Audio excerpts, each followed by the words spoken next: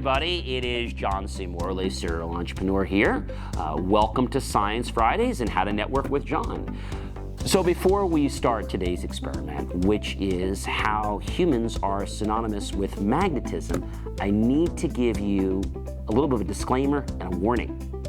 We're working with batteries, and we are working with low voltage electricity in the formal sense, DC current. And so some of these batteries actually have the ability with getting just up to like 2 amps and over. That's enough to stop your heart. So it's really important that when I tell you you need to do something a certain way, we're gonna stop, make sure you understand it, and put that on the screen, and it's a warning step. Kind of like if you open a book and they say, hey, don't put this in water, or don't operate this while you're in the tub. Same kind of thing. And so it's gonna be some important little tips that are not hard, but a lot of people are like, oh, I don't wanna do that. I understand, but if you don't do that, there's a very high probability that if you touch something the wrong way, you may stop your heart, and we don't want anyone rushed to the hospital, okay? All right, so I've got some wire here, all right? And I also have, so like I said, I have different types of wire here. So this one type of wire that I have right here, if you'll notice, one is thinner and one is thicker, so pretty easy. All right, so I'm going to take this wire here, which is roughly in my, it's going to be my medium wire, okay? So that's like going to be in your ranges, which would be around the 20, let's say in the like around the 20 range wire, and then we're going to use one that will actually be a little bit thinner for another one we have. So first we're going to take our 20 wire here. And I'm going to take this and I'm going to, let's see, just put it around this metal. It has to be metal, by the way, ladies and gentlemen. So I'm going to just take that like that, okay? You can see how I did that just like this? Okay. I'm going to wrap the next piece around, not sure if you can see it. You don't want the wire to be on top of each other again. If you do, it's not going to be a good thing for the magnet. It'll take me a couple seconds to do this, ladies and gentlemen. Okay. You'll notice that I left the bottom exposed. We want that to be our magnet. All right. Caution, ladies and gentlemen. Again, we don't want anyone getting hurt, at least not on my watch. You're going to use some electrical tape. I recommend not going somewhere that you can buy electrical tape for like 29 cents. I'm being serious here. Go buy some UL approved, like Scotch tape or other electrical tape. Again, don't look for the one that's like 4 for $1. Don't do that. Okay, so we're going to take a little bit of electrical tape here. And very important, ladies and gentlemen, we're going to wrap. All right, so you can see there is my screw, okay?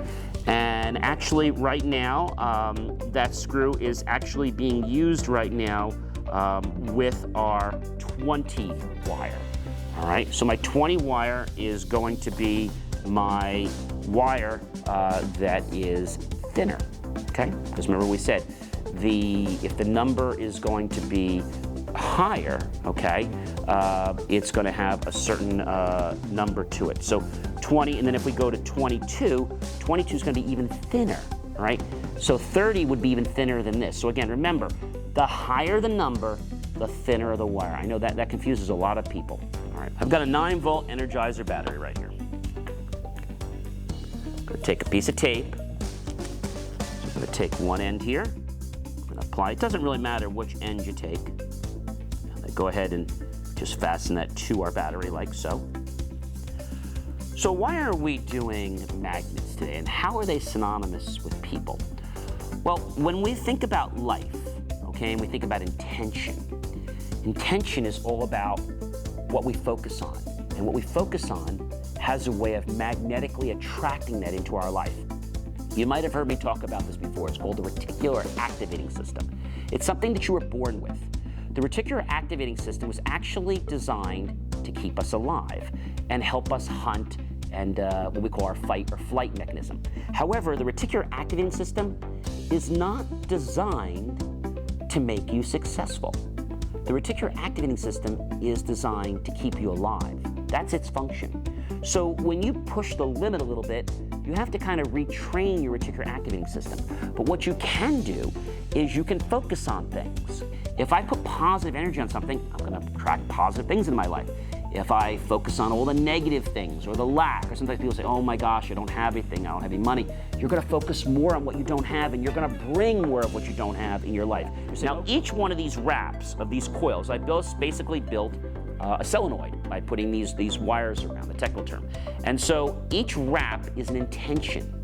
And so by doing that, I actually am going to create a magnetic field. Now, in case you guys were wondering, we have a formula. I don't expect you to memorize it, but the formula is really simple. It's called B equals UNI. So U is the permeability, B is the magnetic field, which is what we're calculating for. So B is the magnetic field equals the permeability times the number of turns in the coil and then the length of the solenoid. And then the other thing that affects it is going to be the power source, the amount of power attached to it. So we're going to take a piece of tape here. Now, when you put this on, make sure you put that on well. I'm just going to tape it right on like that. It's going to take a second. And we're going to notice as we put that on there, it doesn't work. Why is that? Great question. Well, what's starting to happen, ladies and gentlemen, is the battery's starting to get warm.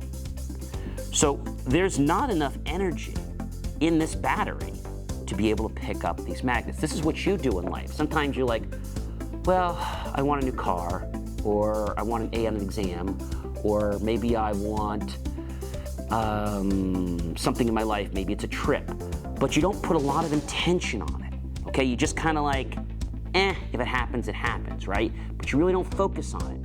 And so that's what happens. You don't have enough of a power source on it. So my battery's starting to get warm.